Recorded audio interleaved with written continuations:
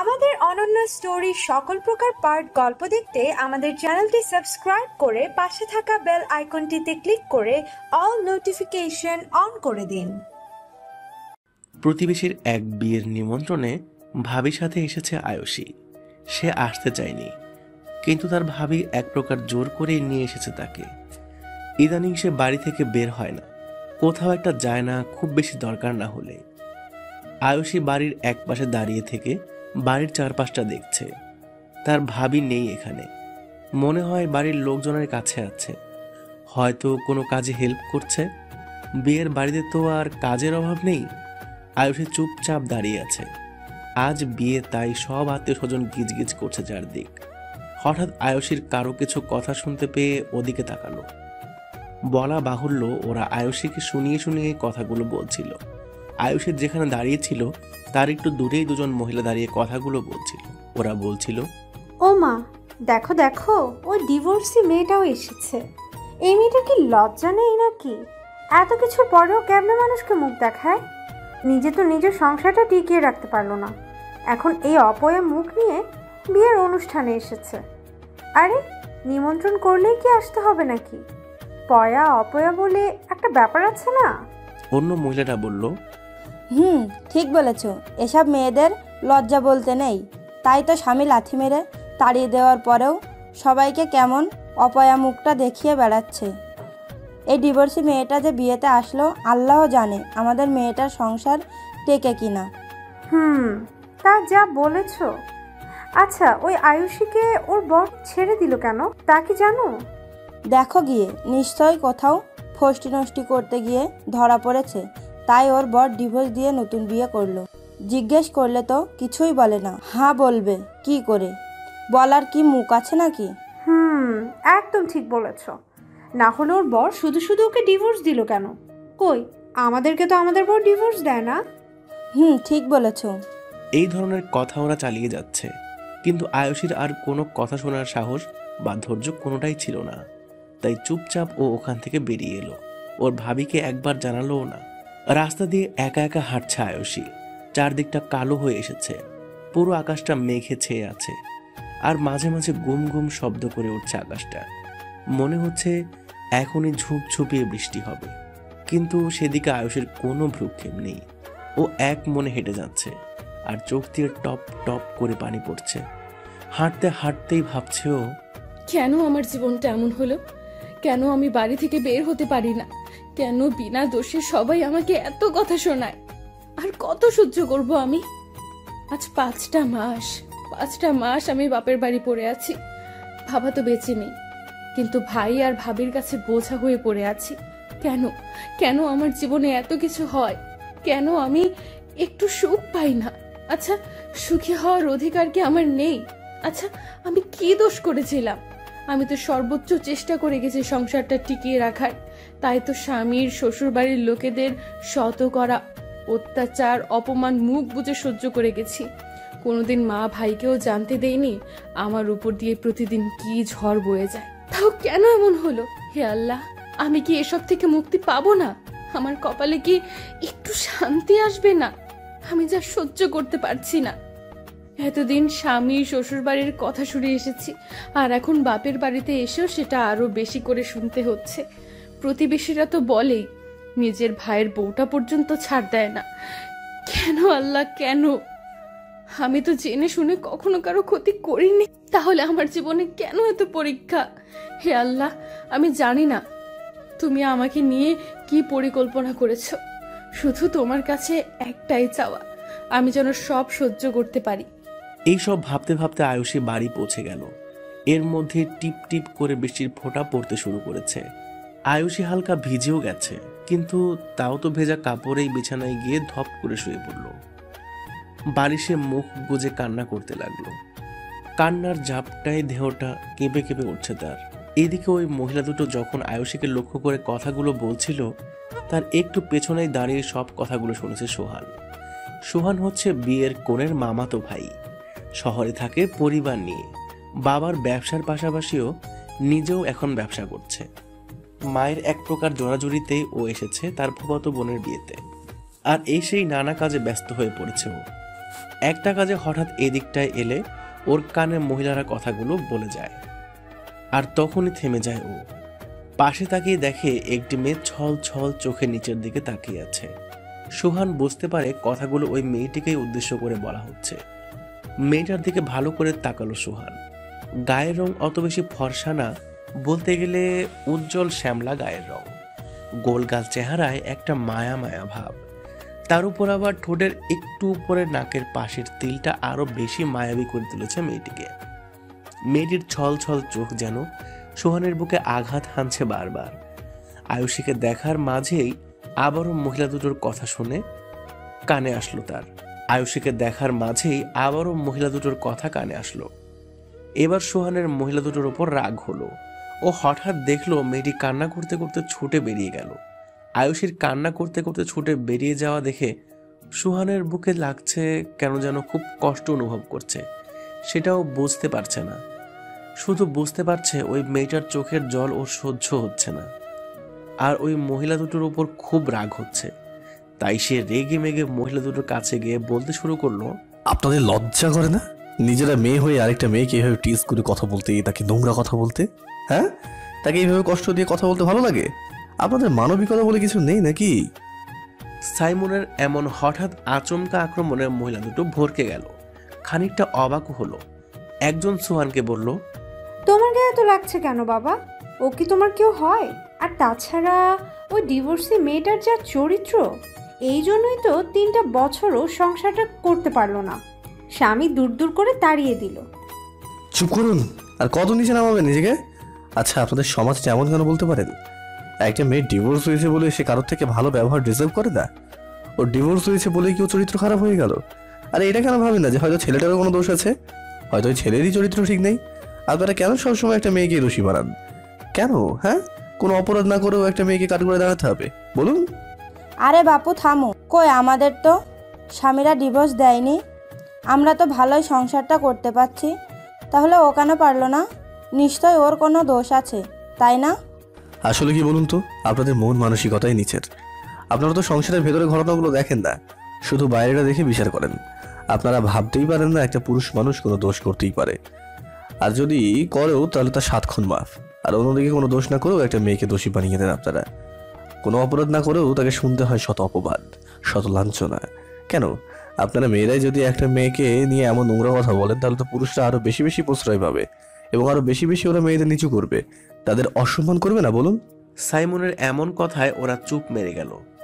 সুহান একটু থেমে আবার বলতে লাগলো, এই জন্যই আমি ঘৃণা করি আপনাদের এমন সমাজকে, যেখানে মেয়েদের কোনো মূল্য নেই, ছেলেদের মাথায় করে রেখে মেয়েদের পায়ের নিচে রাখা হয়, কোনো অন্যায় না করেও তাদের নিতে হয় শত শত অপমান। এই বলে সুহান ওখান থেকে চলে গেল। আর মহিলাগুলো কোনো কথা খুঁজে না পেয়ে অন্যদিকে চলে গেল। আয়ুষী রুমে ঘুমিয়ে আছে। তখন কাঁদতে কাঁদতে ভেজা কাপড়েই ঘুমিয়ে পড়েছে। এখন ঘুমটা হালকা হওয়ায় পিট পিট করে চোখ খুলে দেখলো পুরো রুমটা অন্ধকার হয়ে আছে। আয়ুষী বুঝতে পারলো রাত হয়ে গেছে, কিন্তু ঠিক কয়টা বাজে বুঝতে পারছে না। আয়ুষী কোনো রকমে উঠে হাত দিয়ে সুইচ বোর্ডের কাছে গিয়ে লাইটটা জ্বালালো। তারপর ঘড়ির দিকে তাকিয়ে দেখলো রাত 8টা 20 বাজে। আয়ুষী কিছুটা অবাক হয়ে গেল, ও এতক্ষণ ধরে ঘুমালো, আর কেউ ওকে ডাকলো না। আয়ুষী কোনো রকম ফ্রেশ হয়ে রুম থেকে বের হয়ে রান্নাঘরের দিকে গেল। দেখলো ওর ভাবি থতথমে মুখে নিয়ে রান্না করছে, মনে হচ্ছে খুব রেগে আছে। আয়ুষী একটা ঢোক গিলল, মনে মনে ভাবলো ভাবি রেগে আছে কেন, আমার উপরে কি রেগে আছে? ভাবি, তুমি কেন রান্না করছো? আমাকে ডাকলেই তো পারতে, আমিই করে দিতাম। থাক, আর নাকামো করতে হবে না, ভালোই তো ঘুমাচ্ছিলে। আচ্ছা, তোমার আক্কেল জ্ঞান দেখে আমি অবাক না হয়ে পারছি না। তুমি কোন আক্কেলে আমাকে না জানিয়ে চলে এসেছো বিয়ে বাড়ি থেকে? তুমি কি ভুলে গিয়েছিলে যে আমিও গিয়েছিলাম তোমার সাথে? আসলে ভাবি, আমার শরীরটা ভালো লাগছিল না, তাই চলে আসছি। হ্যাঁ, দেখতেই তো পেলাম, এসেই তো দেখলাম নাক ডেকে ঘুমাচ্ছ। অন্তত খাবারটা তো রান্না করে রাখতে পারতে নাকি? এখন এ সময়ে এসে আমাকে রান্না করতে হচ্ছে, আমার হচ্ছে যত জ্বালা। এই বলে আয়ুষীর ভাবি নিজের কাজ করতে লাগলো। আর ভাবির কথাগুলো শুনে আয়ুষীর চোখটা ছল ছল করে উঠল। ওর ভাবি এমনিও শ্বশুর বাড়ি থেকে চলে আসার 1 মাস পর থেকেই ওর সাথে এমন ব্যবহার শুরু করেছে। খুব কষ্ট লাগে আয়ুষীর। নিজের ভাইটা তো এসব জানেও না। আয়ুষও কখনো বলেনি ভাইকে, আর মায়ের সামনেও তেমন কিছু বলে না ও। মা তাও কেমন সব জেনে যায়। জানবে নাই বা কেন? একই বাড়িতে আছে, ভাবি কিছু বললে সেগুলোর আওয়াজ তো মায়ের ঘর অবধি যাবেই। তাও আয়ুষী সবসময় চেষ্টা করে মায়ের সামনে হাসি খুশি থাকতে। ও চায় না ওর কষ্টমাখা মুখ দেখে ওর মা কষ্ট পাক। এমনিতেই মাটা অসুস্থ, তেমন একটা রুম থেকে বের হয় না। নামাজ দোয়া পড়ে রুমেই থাকে সবসময়। খাবারটাও মাঝে মাঝে রুমে দিয়ে আসে আয়ুষী। আয়ুষী প্রায় এক প্রকার জোর করেই ওর ভাবিকে রান্নাঘর থেকে বের করে নিয়ে নিজে রান্না করতে লাগলো। ছটফট রান্নাটা সেরে মায়ের জন্য প্লেটে খাবার বেড়ে সেগুলো নিয়ে মায়ের রুমে চলে গেল আয়ুষী। আয়ুষীর মা আমেনা বেগম তখন জায়নামাজে বসে তাসবিহ পড়ছেন। আয়ুষী মায়ের কাছে গিয়ে পাশে বসে মাকে জড়িয়ে ধরে বলল, মা খাবে না? আমেনা বেগম তার উত্তর না দিয়ে বলল, আজকেও তোর ভাবি তোর সাথে রাগারাগি করেছে, তাই না রে? আমি মাথাটা সোজা করে মাকে বললাম, আরে মা, তেমন কিছু না। আসলে ভাবির সাথে বিয়ে বাড়ি গেছিলাম না, তো আমি ভাবিকে রেখেই না বলে চলে এসেছি। তাই ভাবির চিন্তা হচ্ছিল দেখে একটু রাগ করছিল। ভুল তো আমারই, বলো মা। মা একটা দীর্ঘ নিঃশ্বাস ফেলে বলল, আল্লাহ জানেন কবে আমার মেয়েটার কপালে একটু সুখ আসবে। কেন আমার মেয়েটার জীবনটা এমন হলো? মা, তুমি চিন্তা করো না তো, আমি একদম ঠিক আছি। আর তুমি তো আছোই আমার কাছে, আমার আর কিচ্ছু চাই না। তা বললে কি হয়? আমি আর কতদিন আছি বল? আর তোর জীবনটা তো এখনো পুরোটাই রয়ে গেছে। বিয়ের 3 বছরের মাথায় এমন একটা ঘটনা ঘটলো তোর জীবনে, জীবনটাই এলোমেলো হয়ে গেল তো। মায়ের কথাগুলো শুনে কোনোভাবেই চোখে পানি আটকাতে পারছি না আমি। কোনো রকমে নিজেকে শান্ত করে মাকে খাইয়ে মায়ের রুম থেকে বের হয়ে দেখলাম ভাইয়া চলে এসেছে। ভাইয়া একটা কোম্পানিতে জব করে। আস্তে আস্তে 9টা সাড়ে 9টা বেজে যায়, কারণ অফিসটা একটু দূরেই। আর তাছাড়া লোকাল বাসে আসতে আসতে একটু লেট হয়ে যায়। ভাইয়া ফ্রেশ হয়ে এলে আমি ভাইয়া আর ভাবির ডাইনিংয়ে আসলাম ডিনার করার জন্য। ভাইয়ার বিয়ে হয়েছে 2 বছর হচ্ছে, এখনো কোনো বেবি হয়নি তাদের। তাই বলতে গেলে পুরো বাড়িটাই ফাঁকা, কেমন শান্ত নীরব থাকে সবসময়। আমি কোনো কথা না বলে চুপচাপ খাচ্ছি। হঠাৎ ভাইয়া বলে উঠল, কি রে আয়ুষী, চুপচাপ যে? মন খারাপ নাকি? আরে না ভাইয়া, মন খারাপ হবে কেন? আমি ঠিক আছি। শরীর ভালো আছে তো তোর? কোনো সমস্যা হলে বলিস কিন্তু, আর কিছু লাগলেও বলিস আমাকে। আচ্ছা। মা খেয়েছে তো? আমি খাইয়ে ওষুধ খাইয়ে দিয়ে আসছি। ভালো করেছিস বোন। তারপর ভাবির দিকে তাকিয়ে বলল, কি হলো ফারিয়া, তুমি চুপচাপ কেন? কই আমার কি হবে? ঠিক আছে, বলো কি বলবে। আমি একটা কথা ভেবেছি ফারিয়া। ভাইয়ার কথা শুনে আমি আর ভাবি দুজনেই ভাইয়ার দিকে তাকালাম। ভাইয়া আবার বলল, আমি ভেবেছি যে আয়ুষীর জন্য আবার ছেলে দেখা শুরু করব। এভাবে তো আমার বোনের জীবনটা থেমে যেতে পারে না। আমি চাই ওর জীবনটা আবার সুন্দর করে সেজে ওঠা।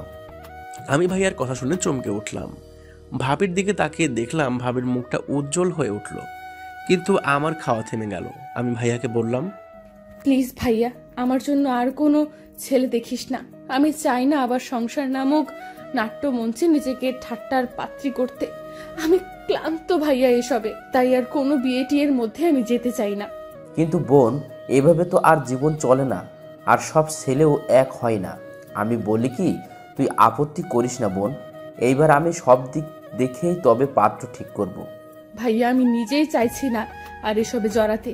প্লিজ এসব বিয়ে নিয়ে আর কোনো কথা বলিস না। আমার যে খুব চিন্তা হয় তোকে নিয়ে বোন। মাও তোকে নিয়ে সারাক্ষণ চিন্তায় থাকে। তোর তো পুরো জীবনটা পড়ে আছে। এভাবে একা কতদিন থাকবি তুই? তোর নিজের নিরাপত্তার জন্য হলেও একজনকে পাশে দরকার। তাহলে কেন আপত্তি করছিস বোন? আমি ছল ছল চোখে বললাম, ভাইয়া, আমার ভয় করে আবার সেই দিনগুলোতে ফিরে যেতে। আমি পেছনে ফিরতে চাই না। আমি সেই সব যন্ত্রণার কথা মনে করতে চাই না ভাইয়া। আর তাই তুই প্লিজ এসব নিয়ে আর কথা বলবি না। হ্যাঁ, তোর যদি মনে হয় আমি তোদের কাছে বোঝা হয়ে গেছি, তাহলে প্লিজ বলে দিস, আমি নিজেই নিজের ব্যবস্থা করে নেব। শেষের কথাগুলো ভাবির দিকে হালকা তাকিয়েই বললাম। আমার কথাগুলো শুনে ভাবির মুখটা আবার থমথমে হয়ে গেল। আর ভাইয়া মলিন মুখ নিয়ে বলল, তুই এসব কি বলছিস বোন? তুই আমার একমাত্র বোন, খুব আদরের। তুই কেন বোঝা হবি? তোর এই মনে হলো তুই এতদিন এই চিনলি তোর ভাইকে? আমি তো শুধু চেয়েছিলাম তোর এই আগোছালো জীবনটাকে সাজিয়ে দিতে। বড় ভাই হিসেবে এমনভাবে দেখতে পারছি বলেই চেয়েছিলাম তোর একটা ব্যবস্থা করতে। কিন্তু তোর যখন আপত্তি এসবে, তাহলে থাক, দরকার নেই। তাও তুই তোর এই ভাইকে ভুল বুঝিস না বোন। ভাইয়ার কথায় আমার চোখ ছল ছল করে উঠল। সরি ভাইয়া, আমি এভাবে বলতে চাইনি, কিন্তু হঠাৎ অতীতের কথাগুলো মনে পড়ে যাওয়ায় কি বলে ফেলেছি বুঝতে পারিনি। তুই কষ্ট পাস না ভাইয়া, আমি সত্যি সরি। আরে দূর বোকা মেয়ে, আমি কিছু মনে করিনি। তুই আমার আদরের ছোট বোন, তুই যা ইচ্ছা বলতে পারিস আমাকে। আমি ভাইয়ার কথা শুনে মুচকি হেসে কোনো রকমে খেয়ে রুমে চলে গেলাম। রুম থেকে ভাবির কথার শব্দ শুনতে পাচ্ছি। নিশ্চয়ই কিছু বলছে ভাইয়াকে, বা হয়তো রাগারাগি করছে ভাইয়ার সাথে। কিন্তু আমার এসব শোনার একদম ইচ্ছে নেই এই মুহূর্তে। মনটা খারাপ হয়ে আছে। মনে পড়ে যাচ্ছে সেই কালো অতীতের কথাগুলো। আমার জীবনের এই কালো অধ্যায়টা আমি বারবার বাদ দিতে চাইলেও পারি না। কেউ না কেউ সেটা খুঁচিয়ে বের করবেই, আর তার কারণেই বারবার আমাকে ক্ষত বিক্ষত হতে হয়। এসব ভাবতে ভাবতে আমার চোখটা আবার ভিজে গেল। নিজেকে কেমন অস্থির অস্থির লাগছে। পুরনো কথাগুলো মনে পড়লে নিজেকে আর স্থির রাখতে পারি না, খুব কষ্ট হয়। কান্না করতে করতেই একসময় বিছানায় ঘুমিয়ে পড়লাম। সুহান অফিসে বসে আছে। ওর কাজিনের বিয়ের প্রায় 1 মাস হয়ে গেছে, কিন্তু এখনো তার মন থেকে একটা মুখ এখনো মুছে যায়নি। এই 1টি মাস ধরে প্রতিটি ক্ষণে তাকে মনে পড়েছে সুহানের। শুধু তার কান্নাময় মায়াবী মুখটা তার হৃদয়ে ঝড় তুলে গেছে বারবার। শুধু ওর কথাই ভেবে গেছে, ঠিক মতো ঘুম অবধি হয়নি। প্রথম সুহান ওর নিজের করা কাণ্ডে অবাক হলেও পরে বুঝতে পারে ও ফেঁসে গেছে। ওই কান্নাময়ী মায়াবী চোখে সে হারিয়ে গিয়েছে। এখন নিজেকে শান্ত করতে হলে ওই মায়াবী চোখের অধিকারিণীকে তার দরকার, খুব করে দরকার। কিন্তু তা কিভাবে সম্ভব? ও যে একজন ডিভোর্সি। যদিও আমার কোনো সমস্যা নেই, কিন্তু আমার পরিবার, সমাজ, ওরা কি মেনে নেবে? কিন্তু এই মুহূর্তে আমাকে ভালো থাকতে হলে ওকে খুব করে দরকার। এই 1 মাসে সুহান খুব ভালোভাবে আয়ুষীর খোঁজ খবর নিয়েছে। কেউ কেউ ভালো বলেছে, আর কেউ কেউ খারাপ। বলারই কথা, কারণ ও একজন ডিভোর্সি মেয়ে। সমাজের মানুষরা তো শুধু একটু খুঁত দেখলেই হয়েছে, সেটা বাড়িয়ে দ্বিগুণ করে সেই মানুষটাকে নিয়ে হাজারো খারাপ কথা বলতে পিছপা হয় না। কিন্তু এগুলো সুহান একটুও মনে নেয়নি। ওর এক দেখায় যতটুকু মনে হয়েছে, আয়ুষী মেয়েটা ভালোই, খারাপ না। ওকে নিয়ে নিজের ভবিষ্যৎটা ভাবাই যায়। মনে মনে এক কঠিন সিদ্ধান্ত নিয়ে ফেলে সুহান। যতই পরিবার, সমাজ আপত্তি করুক না কেন, ও যেটা চায় ঠিক সেটাই করে ছাড়বে। রাত প্রায় 11:30। চারদিকটা গাঢ় অন্ধকার আর নিস্তব্ধতায় ঘেরা। চারপাশটা যেন গভীর ঘুমে অচেতন হয়ে আছে। রাস্তাটাও কেমন শুনশান হয়ে আছে। গাড়ি চলাচল কমে গেছে। মাঝে মাঝে কদাচিৎ 2-1টা আসছে যাচ্ছে, আর একটু পরপরই কোথা থেকে শব্দ ভেসে আসছে। মনে হচ্ছে কোনো নিশাচর পাখির ডাক। আশেপাশের প্রায় সব ফ্ল্যাটের আলোই নিভে গেছে, শুধু রাস্তার ল্যাম্পপোস্টগুলোর মিটিমিটি আলো জ্বলছে। এই অন্ধকারের মাঝেই নিজের রুমের বারান্দায় রকিং চেয়ারে বসে কফির কাপে চুমুক দিচ্ছে সুহান। চোখে মুখে তার গভীর ভাবনার ছাপ। মনে হচ্ছে কিছু একটা নিয়ে গভীর ভাবনায় তলিয়ে গেছে সে। আশেপাশের নিস্তব্ধতা যেন ওকে ঘিরে রেখেছে। হ্যাঁ, সত্যিই সুহান ভাবছে তার মায়াবতীকে নিয়ে। আজ সারাদিন অনেকভাবে চেষ্টা করেছে তার মাকে আয়ুষীর কথা বলবার, কিন্তু প্রতিবারই ব্যর্থ হয়ে ফিরে এসেছে। সাহসে কোলাচ্ছে না মাকে বলতে। মা শুনে কিভাবে রিয়্যাক্ট করবে তা ভেবে বলতে সাহস পাচ্ছে না। কিন্তু যে করেই হোক বলতে তো হবে। মা যতই রিয়্যাক্ট করুক, মাকে তো বোঝাতেই হবে। মাকে বোঝাতে হবে ওই মায়াবতীকে ছাড়া তার ছেলে অসহায়, তাকে যে তার ছেলের বড্ড প্রয়োজন। কিন্তু যতই চিন্তা করুক না কেন, মায়ের সামনে গেলেই যেন সব কেমন গুলিয়ে যাচ্ছে, কেমন অস্থির হয়ে যাচ্ছে মনটা। এটা কি শুধু আয়ুষী ডিভোর্সি বলে? আর যদি আয়ুষী একজন অবিবাহিত মেয়ে হতো, তাহলে কি সোহানের এত ভাবতে হতো? আসলে সত্যি এটাই যে আমরা যতই মুখে বলি না কেন, সমাজের নিয়মের বাইরে গিয়ে যদি একটা সিদ্ধান্ত নিতে চাই, তাহলে সেটা আর 5টা সিদ্ধান্তের মতো স্বাভাবিকভাবে নিতে পারি না। অনেকটা ভাবতে হয় আমাদের সেটা নিয়ে। আর এই নিয়মগুলো সমাজে আমরা নিজেরাই তৈরি করি, আর আমরাই কিছু সহজ কাজকে কঠিন করে ফেলি। সুহান বসে বসে এসব ভাবছে আর কফিতে চুমুক দিচ্ছে। কখন যে কফিটা শেষ হয়ে গেছে বুঝতেই পারেনি। শেষ চুমুক দিতে গিয়ে কাপ খালি দেখে হুঁশ ফিরল তার। কাপের দিকে তাকিয়ে নিজের কাণ্ড দেখে নিজেই হেসে ফেলল। হঠাৎ ওর রুমের আলো জ্বলে ওঠায় সুহান কিছুটা অবাক হয়ে রুমের দিকে তাকালো। দেখলো ওর মা এসেছে ওর রুমে, আর লাইটটা উনিই জ্বালিয়েছেন। মাকে দেখে সুহান তড়িঘড়ি করে উঠে রুমে গেল। তারপর মাকে বলল, এই কি মা, তুমি ঘুমাওনি এখনো? এত রাতে আমার কাছে কিছু হয়েছে কি? কিছু বলবে? মা মুচকি হেসে খাটের উপর উঠে বসলো। এত প্রশ্ন একসাথে, কোনটার উত্তর আগে দেব বলো তো? আমি আস্তে করে হাঁটু মুড়ে ফ্লোরে বসে মায়ের কোলে মাথা রেখে বললাম, কোনোটার উত্তর দিতে হবে না মা, শুধু বলো সব ঠিক আছে তো, কোনো সমস্যা হয়নি তো? মা আমার চুলে হাত বোলাতে বোলাতে বলল, না রে বাবা, আমার তো কোনো সমস্যা নেই। আসলে ঘুম আসছিল না, তাই ভাবলাম আমার ছেলেটার কাছে একটু এসে গল্প করি। তাই মা, খুব ভালো করেছো এসে। আসলে আমারও ঘুম আসছিল না। আচ্ছা, বাবা ঘুমিয়েছে? তোর বাবা এইমাত্র ঘুমালো, তারপর তো তোর কাছে চলে এলাম। ভালো করেছো মা, তোমার কোলে খুব শান্তি লাগছে, মনে হচ্ছে এখনই ঘুমিয়ে পড়বো। আরে থাম থাম, এখন ঘুমাস না, কথা আছে তোর সাথে। আমি একটু হেসে বললাম, আরে মা, ঘুমাচ্ছি না, বলো কি বলবে। সুভান বাবা, তোর কিছু হয়েছে? কয়েকদিন ধরে দেখছি তোকে খুব অন্যমনস্ক লাগছে। মায়ের কথা শুনে আমি চমকে উঠলাম। মাথাটা তুলে মায়ের দিকে তাকালাম। কি হবে মা? কিছুই না। আমি তোর মা সুভান। মায়েদের একটা অদ্ভুত ক্ষমতা আছে জানিস তো, তারা সন্তানের মুখ দেখলেই বলতে পারে তার সন্তানটা ভালো আছে কি না। তাই বলছি, কয়েকদিন ধরে দেখছি তোকে, তোর কিছু একটা হয়েছে। কেমন অস্থির হয়ে থাকিস, কি নিয়ে চিন্তা করিস? ঠিক মতো খাস না পর্যন্ত। এই তো ডিনারটাও ঠিক মতন করলি না। বাবা, ছোট থেকেই আমি তোর কাছে মায়ের সাথে সাথে একজন ভালো বন্ধু হওয়ার চেষ্টা করেছি। সবসময় তোর সাথে মন খুলে কথা বলার চেষ্টা করেছি, যাতে আমার ছেলে আমার কাছ থেকে কোনো কিছু না লুকায়। কিন্তু আজ কি এমন হলো যে সেই ছেলেটাই এত অস্থির হয়ে আছে, তাও তার মাকে কিছু বলতে পারছে না?